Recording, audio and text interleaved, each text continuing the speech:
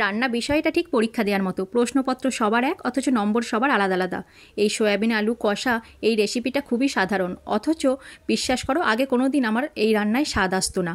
বিভিন্ন পদ্ধতি ঘুরিয়ে ফিরিয়ে এখন যেইভাবে বানাই সেই রেসিপি শেয়ার করছি। প্রথমে তেলের মধ্যে পেঁয়াজ, আদা, কাঁচা লঙ্কা ভালো করে ভেজে তুলে নিয়ে 1 চামচ টক দইয়ের সাথে মিহি করে বেটে রেখে দিই। তারপর তেলের মধ্যে আলু আর আগে থেকে সেদ্ধ করে জল ঝরিয়ে রাখা সয়াবিন লাল লাল করে ভেজে তারপর তাতে ওই বেটে রাখা মশলাটা দিয়ে রোজকার মশলা, হলুদ গুঁড়ো, জিরে গুঁড়ো, লবণ, কাশ্মীরি লঙ্কার গুঁড়ো, চিনি আর গরম মশলা একসাথে সব কিছু দিয়ে কষিয়ে নেওয়ার পর কড়াই ঢাকনা চাপা দিয়ে 5-6 মিনিট রান্না করি।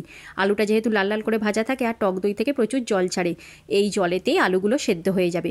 তারপর আলুটা সেদ্ধ হয়ে গেলে যখন মশলা থেকে তেল ছাড়তে শুরু করবে তখন টমেটো কুচি আর রসুন কুচি দিয়ে সব কিছু ভালো করে মিশিয়ে নিয়ে আবারও 2 মিনিটের জন্য কড়াই ঢাকনা চাপা দিয়ে কষিয়ে নিলেই দারুণ টেস্টি সয়াবিন আলু কষা একদম তৈরি পরিবেশনের জন্য।